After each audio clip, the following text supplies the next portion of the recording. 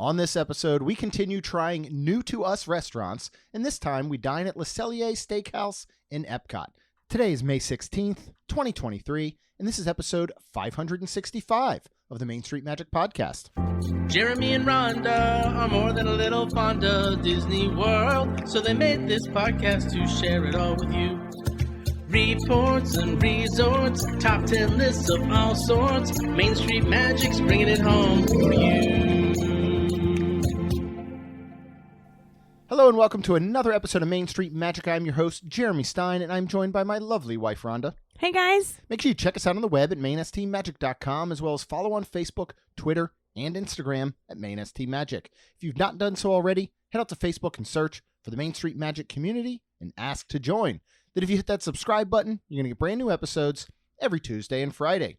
We know that planning a trip to Disneyland or Walt Disney World can be overwhelming, often downright frustrating, especially when you're trying to get something like Le Cellier, which can book up very quickly because it is very, very popular. But don't worry, because Mouse Dining removes the frustration of booking Disney dining reservations, alerting you when they spot availability for your desired restaurant, date, meal, and time. Visit msmfriends.com to use this free service.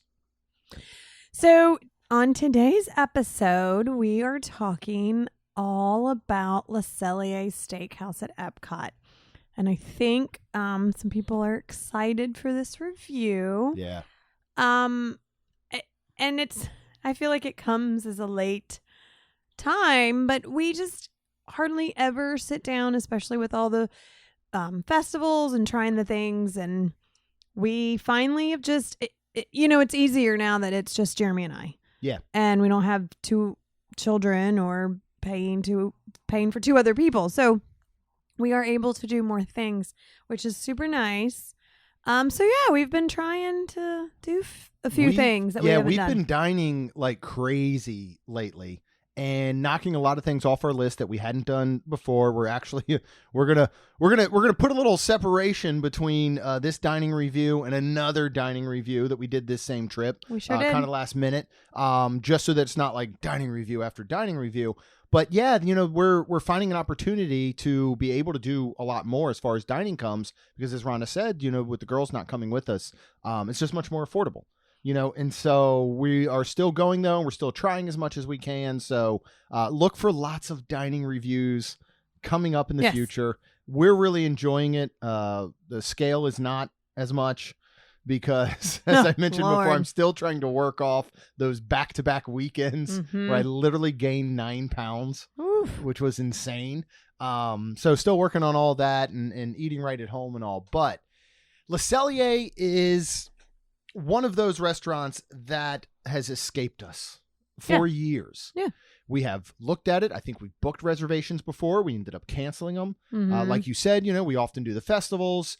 But with Flower and Garden now running for, I think, 7 consecutive years straight, it feels like, we've done so much there. We're like, all right, now's the time to sit down, knock something off our list. I'm going to go ahead and say that Le Cellier for me has been one of those that I think I've almost held off on a little bit more, because everybody talks about it. And kind of going back to like Cali Grill, the first time we ever dined there years ago, you're like, all right, everybody talks about this place. Is it going to be worth the hype? Is it going to live up?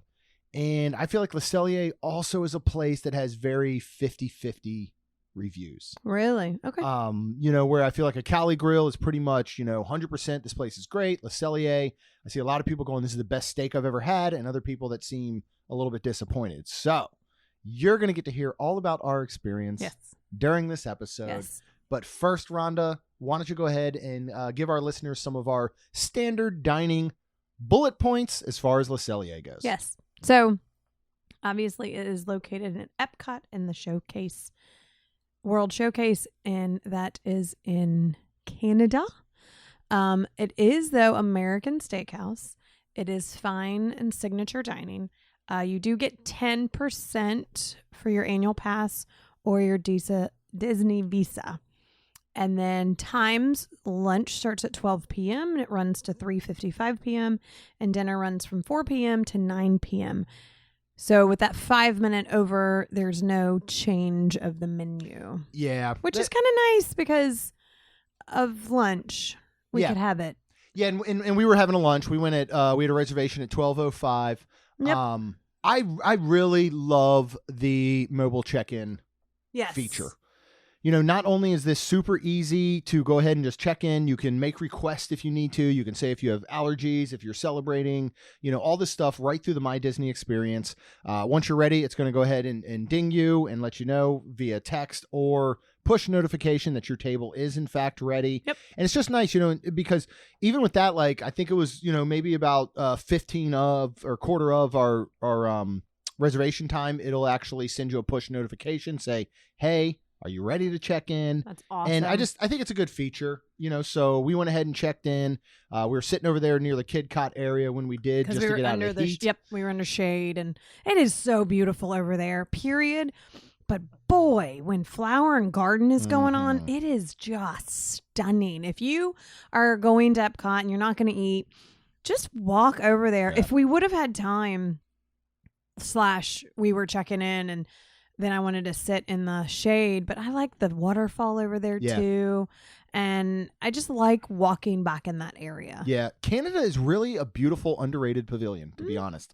And, there's always the debate of, you're going to World Showcase, where are you starting? Mexico or Canada? And we don't even technically start in Canada because we bypass it to go straight to the UK and Rose and Crown. Like, that's where we're heading when we're going around World Showcase. But Canada is absolutely gorgeous. Yeah. And again, it's one of those, like, I think of like Morocco, where you walk back into it to really see how amazing it is. Like you said, the waterfalls, there's that certain just smell of the water. The show is fine. I still think they way underutilized, Catherine O'Hara and Eugene Levy. I just wish that they would have maybe embraced their roles a little bit more, the way that Martin Short used to with the Canadian show. But, it is an awesome area to walk through. You can catch Winnie the Pooh sometimes out there running around in the gardens trying to catch butterflies, which is super cool. The shop is wonderful. It is really, it's underrated. And I don't think we give it enough respect.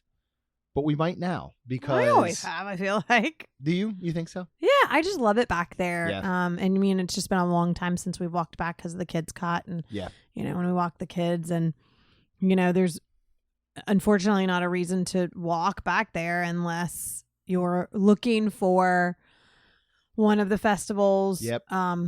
Remy or Figment or Beat, Spike, I feel like one of those, or Olaf. But anytime I do, I always take it in. Sounds funny, but I would love like something like that in my backyard. It's just so peaceful and beautiful. And it's just nice. Yeah. Yeah. So Take nice. your time to walk through there. Even if you're not doing one of the scavenger hunts, or you're not going to Celier, you're not doing Kids Cot, you're not seeing the show, walk back through there. Yeah. It is absolutely beautiful. And every once in a while, you'll see a little Disney bunny rabbit, Yes. a real live one. Yes, we have caught them. So Yeah, out in the garden. Thumper running around, right? Like, not like a real Disney bunny, not right. I know. the cartoon, but. So this was our first time ever stepping foot in. It sure was. Celier. It sure was. What did you think of the atmosphere, of the theming? How did this? So it was really neat. I don't know what Celier Steakhouse means in Canada, but it looks like a cellar. I'm guessing that's what it means. I mean, it almost looks like Le Cellar. And when you first walk in, is literally like a room, and it looked kind of dungeonous. It kind of looked cool, and like I think there was some wine and stuff back. Yeah, big wine fridge. That was really cool. Everything it's is dark. stone. It's stone. It's dark. It's inviting though, as weird as that sounds. What did you compare it to? One of our favorite Tuna places. Gusto. Yeah. And I was like, oh, this is really cool. And then we were called within minutes from sitting down, and they took us around the corner into the dining room. And wow, that dining room is, in my opinion, tiny. Yeah. Where we sat perfectly because I could literally do an entire 360 and see the entire dining room. Yeah, I was surprised at how small it was in I was there. too. And what they're doing though is that throughout the entire restaurant indoors though is mirrors. Yeah. Above the tables and all, Yep. and these big stone arches. And so it looks like it's much bigger. Like it was one point where I'm looking, I'm like, this place is huge. And then I'm like, wait, Yeah. the head on that side and the face looks exactly like one I'm seeing on this side of a cast member. Those are mirrors. Yeah. And it gives this very big, open, inviting space, even though it is super duper tiny. Yeah. And just so cool, like the Chandeliers that are hanging from the top. and then like there was a fireplace that I Uh-huh. could see behind you. I don't know if that ever works. It is gorgeous, and if it was cold, and that'd be amazing. Or I feel like it should just be LED or something. Yeah. It was just really nice and comfortable. I will say this is again the first time we've ever eaten there. Now I'm sad that we didn't eat during COVID times because the table. So Jeremy and I were at a 2-person table.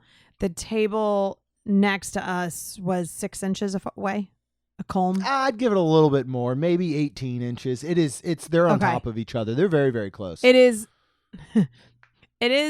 room enough for somebody to stand to pass there. through. Yeah. But when he was like, I mean, the waiter was at one point for a little bit, and I felt like, oh, hello, butt, because I'm sitting down and he's right there, but he's turned facing them. So I'm like, oh, okay. You didn't So say it out loud. I did luckily. not. Hello, But it's butt. it's just close. Yeah. Which is kind of neat for us because if it's just us two, we're like, ooh, what did they get? Ooh, what did they get? So it's neat to see other things. And there was a mom and her 2 older daughters next to us sitting. Yeah. So Because they all got some wine. Yep. And they had to, which is so funny. I felt like this whole weekend I saw like every time, like when we went in Rose and Crown, let me see your ID. Let me see your ID. But they did not ask us. And I'm No. like, We're oh, beyond man. that point, I think, for the It's most so part. sad. A lot of it for me depends if I am clean shaven and wearing a hat. If I'm clean shaven and I'm wearing a hat, Still haven't I been will asked. sometimes get ID'd. If I'm not clean shaven, no hat on, and they can see all the gray hairs that are coming in, they're like, oh yeah, this dude's he's totally able to purchase alcoholic beverages. So it's cool. So even though this is a very small area, each of the sections of this giant dining room represent the different provinces. Yeah, that was So cool. we sat in Manitoba. Capital is Winnipeg, and that is, I did not know that is where the name Winnie the Pooh came from, was Winnipeg. If I'd have known that, I think I would have been like, is there a Toronto? Because Well, that's a city, not a province. well, whatever. Would that have been good? Because Because I've been Toronto. I there. know you have. You have a baseball from a Toronto Blue Jays do. game. You're so happy about your travels, your North American travels. I think it's so cool. Yeah. I wish I had been more places. I've not been many places, but you know where I have been now? Canada. Eating in a steakhouse. So Le Cellier actually translate in French to a room or cupboard where food is stored in a house. Well, that Which to kind of me reminds makes me of a sense. cellar. And it totally does. And wow, reading that just actually gave me chills. That was amazing then and completely translate to On that. point. Yep. 100%. Good job, Dizzy. So Shane, our waiter, our cast member, was outstanding. He's the one who told us about the rooms in the different provinces and where we were and Winnie the Pooh. He also let us know we did not end up ordering this because we have had it at the festivals, but their cheddar beer soup is the exact same recipe from when they opened this restaurant in 1982. Isn't that so It has cool, not y'all? changed. That's incredible. So cool. We are talking 41 years old recipe. That is still good It's still to amazing. this day. And we did not order it for the fact that we have had the exact same thing Right. out at the festival many, many times. And we wanted to try some other stuff. So first, they are going to bring, I feel like this is going away, I feel like, in a lot of places, but I'm glad that It Disney's still shouldn't. keeping it alive. You go back Yeah. to Narcoossee's and our bread service, and they have one here, is your starter bread basket. And what is included in that? So there's 3 little pieces of bread.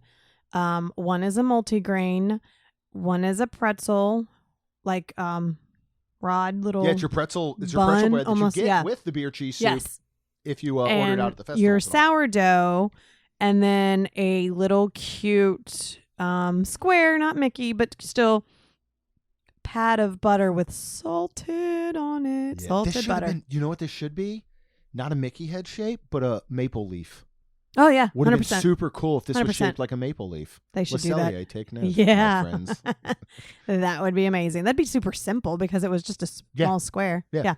Anyways, so moving on, the multigrain looked funny to me because basically it looked like it was a sourdough bread dipped in sunflower seeds. They Yeah. were all over it. This thing was fantastic. I've never had something like this. A lot of times multigrain, I like it, but it's like, it's too much, or it's just too greeny, or it's too this. This was outstanding. I loved this one the most. Oh, out of all 3, really? I did. You had me try the pretzel. I wasn't going to because first of all, this is our first, and I'm like, I want to save room.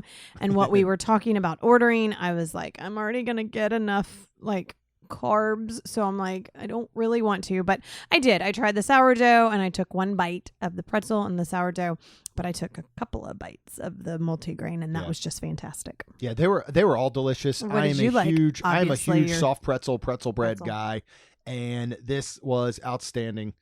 So delicious. Sourdough was great. Multigrain It'd been was good great. with some cheese soup. Yes. Not Oh gonna my lie. gosh, yeah. That's where you dip it in the cheese soup, the beer cheese soup if you get it. Yeah, everything was so good, and it's neat to get a variety of breads that come out as opposed to maybe just a big loaf of sourdough. Even though that sourdough at Narcoossee's was unbelievable. Okay. And I was okay with just sourdough there, but it's nice to still see a bread service coming out. Like I feel like smaller, and I totally get it because I'm sure that smaller mom and pop restaurants are still struggling a lot. For them to give out a included free, bread basket or something like that or service is probably getting a little more difficult, but I'm glad that we're still seeing it a lot across property. It is a filler, but I'm okay with that because it's delicious and I will fill up a little bit. But yeah, we saved some of the breads because of what we were going to end up ordering. But let's start with drinks. What did you end up getting to drink? Just a dirty martini. Dirty martini, yeah, of course. Normal. We went to Rose and Crown, and I think I had a lemon. Yeah, I had a lemon drop martini from Holly. So good seeing her. And then I was like, you know what? With steak and with this, I think I'm gonna go ahead and totally get a nice, just dirty martini. Yeah, and it was fantastic. Good. Yeah, I went with on their cocktail menu. They have a Windsor Old Fashioned. This is Canadian whiskey with muddled fruit, chocolate and orange bitters, and a splash of soda. Classic with a Canadian twist. Very, very good. They have a cucumber cooler. Ottawa apple sounds delicious. That is Crown Royal maple whiskey, apple infusion, and cranberry juice. Victorian raspberry actually sounded good, but I just didn't want sweet. And this is actually a small batch of vodka with fresh squeezed lime juice and raspberry puree. And it sounds great, but I don't know. I wanted that salty stuff. Yeah. No, that sounds good. It's a good way to start. But moving on to appetizers, they do have a wonderful collection of appetizers. And this is one of those where I look at and I'm like, shoot, I would order any of these. Mm-hmm. I almost wanted the mushroom bisque soup. Which I bet would have been outstanding. I bet it would have been. Of course, they have their Canadian cheddar cheese soup. They have a baby iceberg wedge salad. They have fried cauliflower, which we always love. Heirloom beets and goat cheese. A jumbo chilled shrimp cocktail. They've got, which was... well, actually, the table next to us got the green onion and garlic Canadian Cove mussels. Yes, for $21. they did. And this was a huge bowl filled with mussels. Yep.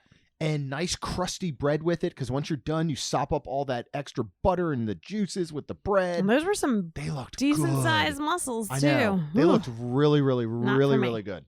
I'm not always a mussel guy, but this is a place where I would probably get them. But The one thing I kind of wish we had done, and we decided not to, just based on looking at the menu, and it was recommended by Shane as one of their most popular appetizers outside of the Canadian cheddar cheese soup, is the slow roasted pork belly. This comes with an anise white bean puree, orange glaze, arugula fennel salad with citrus for $17. We love some pork belly. When we go back, and I am saying when, so a little spoiler alert, I think this will be on there. Yeah. About 2 years ago, Touring Plans, highly recommend you subscribe to Touring Plans, follow them on social. They posted that they were at Le Celier, and I swear they're the only people that I've seen post it, which is crazy because this should be very, very popular. They posted the artisan cheese in charcuterie plate for $21. And one of the things that comes on this is a beef fat candle. So this is literally 100% edible candle. It's made with the Le Celier kitchen cut of slow rendered beef fat that's flavored with garlic and rosemary. So on this charcuterie is literally a lit candle that they light in front of you that is made with rendered beef fat. So I was like, Rhonda, we're getting this. It also comes with a short rib pastrami. It comes with a mortadello that actually has pork fat, pistachios, and like little cherries in it, like little dried cherries in it. It has a duck ham, a Canadian triple cream goat brie. It also has a berry gastrique, which is their drunken goat. We love some drunken goats, right? Drink responsibly, goats. And then they have blue cheese with honeycomb that also comes with it. Yes. What did you think of our charcuterie first of plate? all, it was not under the appetizer. It was under an enhancement. It was in its own section. It on was. the menu. On Disney's website, it's listed under appetizers, but it was like its own little section, I believe, on the menu and that we were given. I can't, because obviously it wasn't dessert, so I Right. feel like it was enhancement. I can't remember what exactly it was, but it was in its own. And we kind of were like, is that okay for us to start with this? Which he's like, of course. But yeah, so we got that. It was all fantastic. Yeah. The ciabatta like bread was really crispy and good. Every thing on this was really good. There was mustard that he put on the side that I had some mustard. Well, when I was researching a little bit, I had actually looked it up and I saw the plated thing that had, there's not only one of them, I believe it was the pastrami, had a stone ground mustard on top of it, and then there was a smear of like regular mustard on the board as well. So I just had said, could we please get those on the side? Yeah. But this is currently, Jock Lindsay's could give this a run for the money with a charcuterie pretzel, but this is up there with charcuterie boards on property. I think is one of the best. The duck ham, I can say that. I can agree with that. I mean, oh my goodness, that duck ham was really good. Absolutely unbelievable. The pastrami, the short rib pastrami was insane. It was really good. All of the cheeses, the mortadello, everything. Yep. Oh, everything. And then we had this leftover bread, so I'm there taking extra pieces of like the pretzel bread and the sourdough and using those because you got this nice crispy ciabatta and then some very thin crackers underneath. Like this was the only thing we actually took leftovers of because it is a big board. I mean, there's a lot here. Well, we knew that we wonderful could to share. Eat it later in our room. Yeah, we took it back and that later that night. I will say and it's cool because they light the beef fat candle and it starts to melt. And so you sop up the bread and whatever in it, or you take your knife and get it. But later that night back in the room, it was cold and I still ate some beef fat. It was delicious. Gross. And then we brought it home and I ate the rest of it on Friday. The beef fat candle with some of our own like crackers and bread. Did you melt it? No, I just ate it. It was good. It was so good. Okay. Now, it is super buttery. If you're wondering where you're gaining this weight from, beef fat candle. Okay, that's gonna be my nickname now. Is beef fat candle. I'm gonna make a shirt, beef fat candle, and then we're going back to Le Celier. I would, we try to go back to places or we try to re-review them after it hasn't been a couple years maybe since we've been. And I got to tell you, when we go back here, I will be very, very hard pressed to not get this again. Yeah. And what I think we would do is we'd probably go with other people. So we're like, all right, we can still get some other appetizers and try. Mm-hmm. But we were having a conversation when we were sitting there, and I was like, man, imagine if this spot, Le Celier, had a bar that you could walk up to, you could be seated at, and you could just get a really good drink, a Canadian beer or the wines, one of these wonderful cocktails, and you could simply just order this charcuterie. Like, I want that. Like, I don't maybe want to go and sit down for a full meal just to have this again. You know what I mean? Right. Because I loved it. It is way up there now. So the menu as far as entrees, of course, is very, very meat heavy.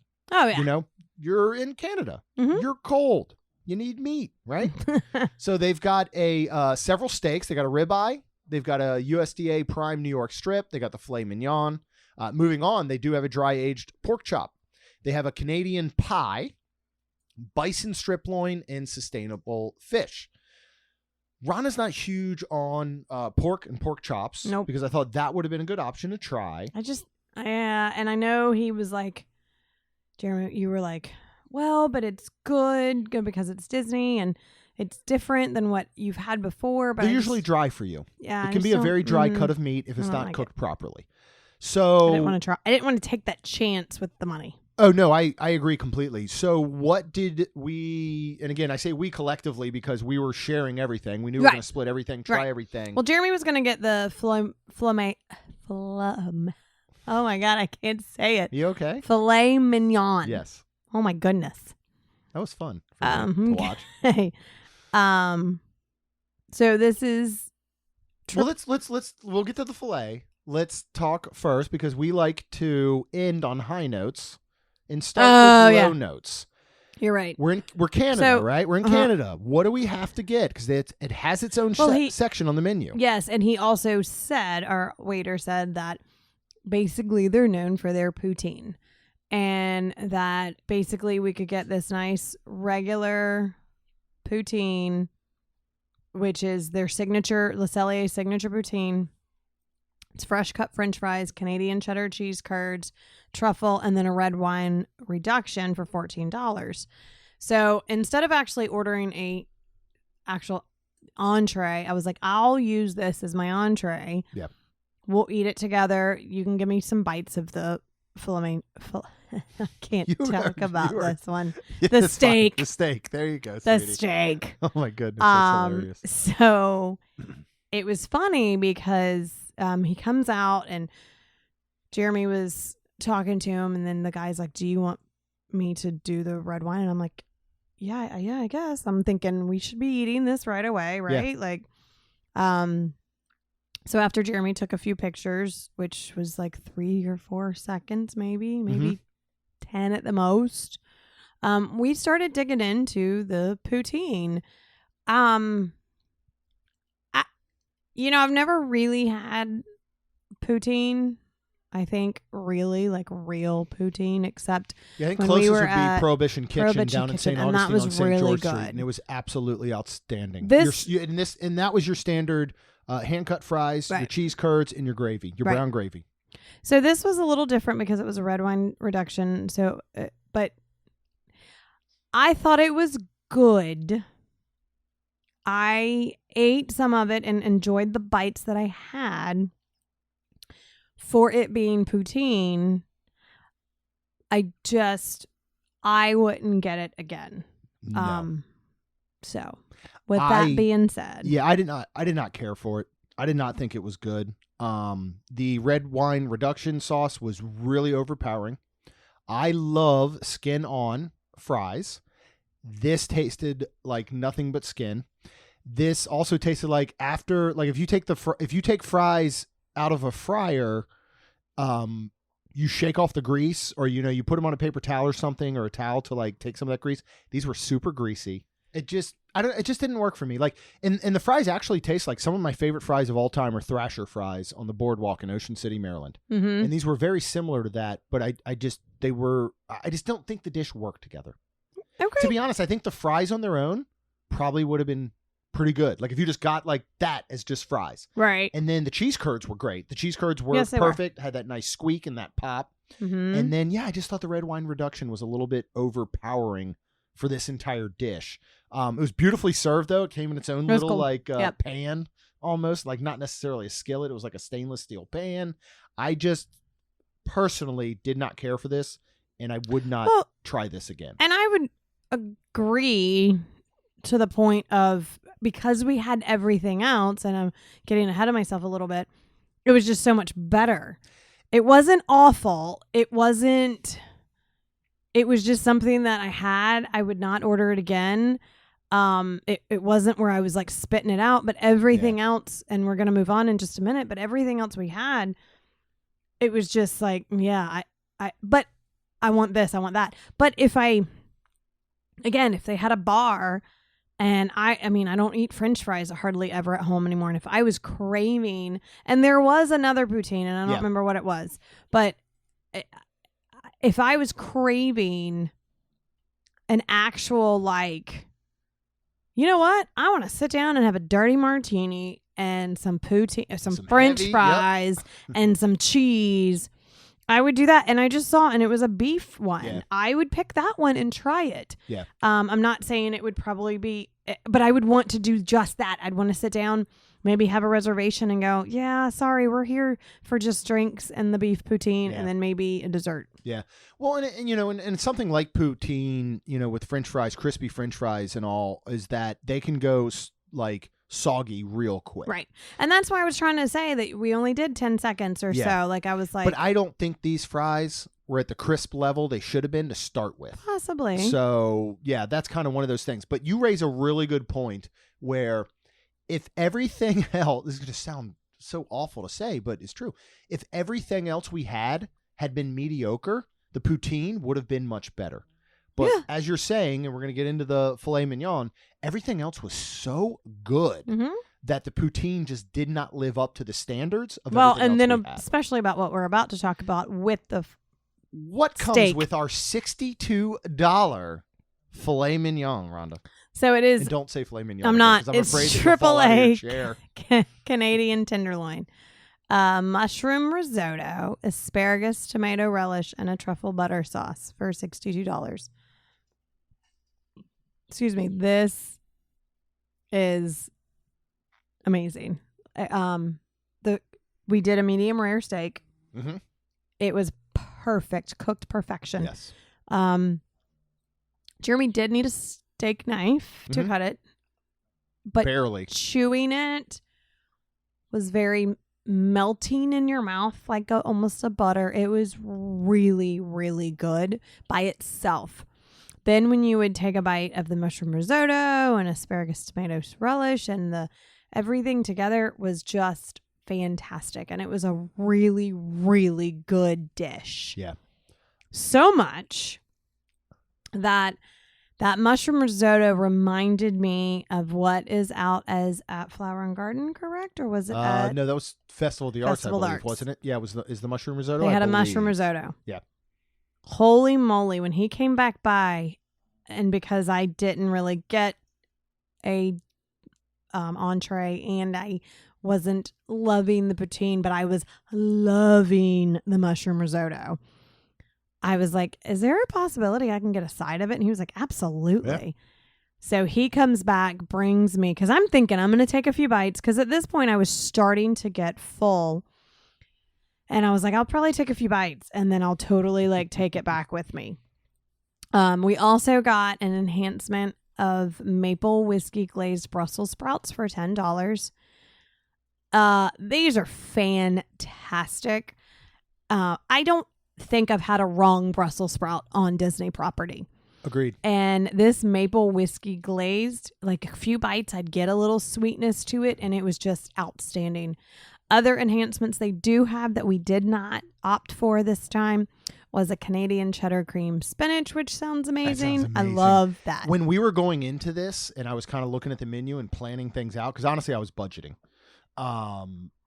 cream spinach was like, we have to get that. That's like a standard staple at steakhouses. Yeah. But then I was like, God, we love Brussels sprouts. Yeah. So we ended up and I was trying to, all right, I already had French fries. Yeah. I was trying to be a little bit on the healthier side. Yeah. They also have loaded mashed potatoes, and they have obviously bacon smoked Gouda mac and cheese. I think the table next to us got one of them, and it looked incredible. So with all that being said, I got a side of mushroom risotto, and back to that, I ate the whole daggum thing. Yeah. It was just amazing. You really Perfection. liked it, right? Perfection. You don't like I mushrooms. don't like mushrooms, but I've said before, I'm coming along to that earthiness. Yes. Oh. I still don't care for the texture of mushrooms, like if you're eating an actual mushroom, but the flavor I'm really coming around to, and that earthiness is amazing. And this is the most perfectly cooked risotto Oh my goodness. ever. Oh my goodness. It is so dang good. This steak had a wonderful sear and crust on the top and bottom. As Rhonda said, it is almost fork tender to cut through. You just need a little bit of the knife in it. Cooked to perfection. I loved this asparagus tomato relish. Mm-hmm. It is little dices of asparagus, tomato, and all of this. You know, asparagus is one of those things that is extremely hard to cook sometimes because you can overcook it, you can undercook it, it can be stringy, and this was that perfect like snap. And then this truffle butter sauce just set everything off. And you're right, if they had only brought the steak on a plate by itself, nothing else, and you ate it, it would be delicious. Mm-hmm. But as you said, when you put the bite together with the risotto and the relish and the butter sauce, this was like a whole new level. It was.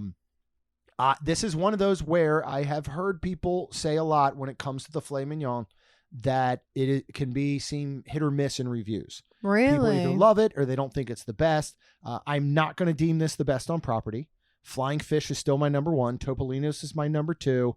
California Grill is my number 3. I think this comes in at number 4 for best steaks on property. Okay. And shockingly, I'm still putting Yachtsman a couple guys behind, which I know surprises a lot of people. I probably need to go back and have a steak there again, but this was outstanding. Well, I've never had one, so you should take me. I will take you to Yachtsman, and we will try that because it's been a couple years. It was September of 2019 that I went when my brother was in town. So it's been almost 4 years. My brother was in town. We actually tried to go to Flying Fish.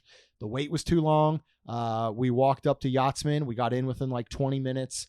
So that was super cool. And then now here, almost 4 years later, I'm going to dinner with my brother tomorrow night in Orlando. He's down there to speak. And so we're going to go to Trattoria Al Forno, which will be super cool. But yeah, and then the Brussels sprouts, I loved that kick of sweetness. Yeah. You know, from like the maple and the way the whiskey and all. they were cooked, like so crispy and flaky in some of them. A little bit of a char. Yeah. And when some of those outer, are they considered leaves on a Brussels sprout? I would assume so. So those outer leaves sometimes fall off. And they're so crispy. It's almost like I don't care for kale, but I know there's kale chips. Yes. Why are Brussels sprout chips not a thing?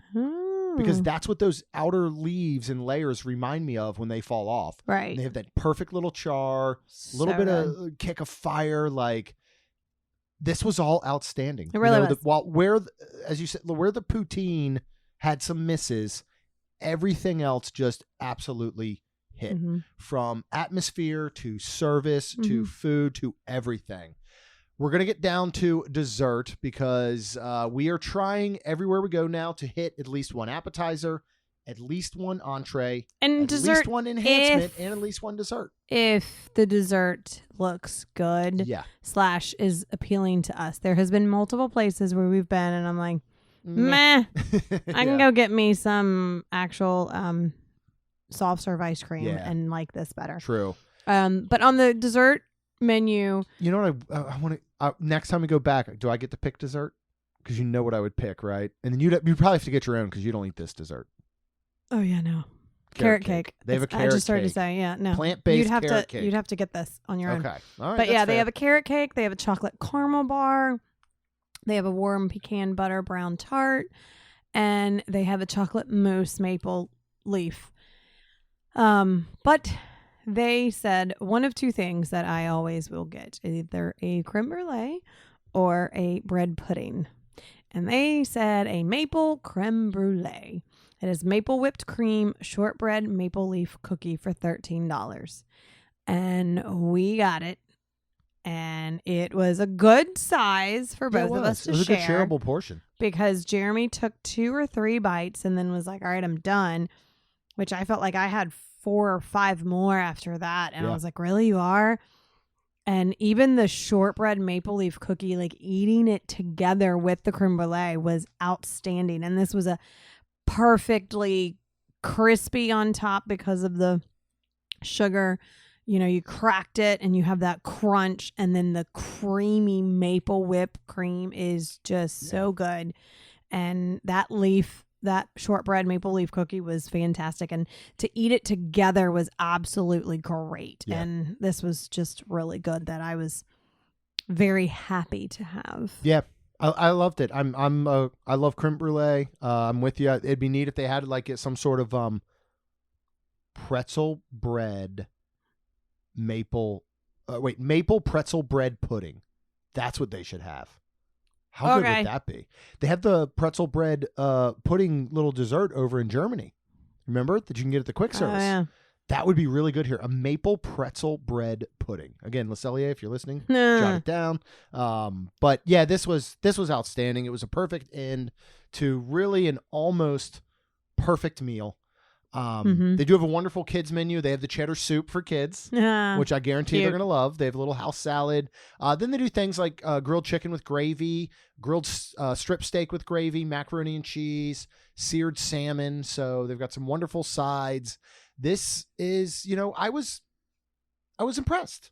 I was really glad. Good. And, we're going to talk about more dining coming up, and just spoiler alert, along with Trattoria Al Forno. When I talk about that, we're going to talk about Tony's Town Square at Magic Kingdom, where we had lunch on the day we were coming home. We figured it had been over 3 years since we had been there. They're constantly rotating that menu, changing chefs. We thought that we'd give that a try. And I remember like we're sitting at this meal, and then we sat at Tony's as well. And I looked at Ron and I was like, and maybe that was the poutine. I was like, something needs to be not great.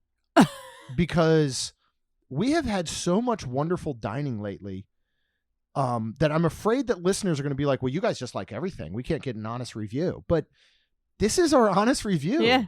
We have had some really fabulous dining at Disney lately where we haven't experienced a bunch of misses. We haven't experienced food that isn't great, or quality that isn't great, or service or atmosphere that isn't great. Disney's been knocking it out of the park for us lately as far as dining goes. Again, poutine aside, but we already described the way that we felt about that as it compared to the rest of the meal. If you sat at a bar, you had a Canadian beer, and you got that poutine, you're probably going to have a little bit of a different experience. Now, I'm not recommending you possibly order it with a big meal, but we've really been dining well. And each one we sit down, and I look at Ron and I'm like, I hope something's not good. I kind of want to leave a negative review for something. Oh my gosh. Or people are just going to think we love everything. And that's not the case.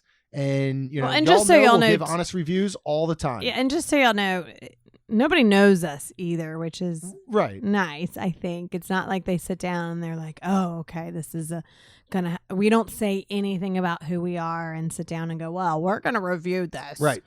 No, we never do any of that. And so this is truly an honest opinion of what happened that day. I mean, just like, unfortunately, Monsieur Paul, where it was an awful review. And I feel bad. And I know we need to get back there. 200 something a person is the problem. They came down to that prefix meal. I was looking at it the other day because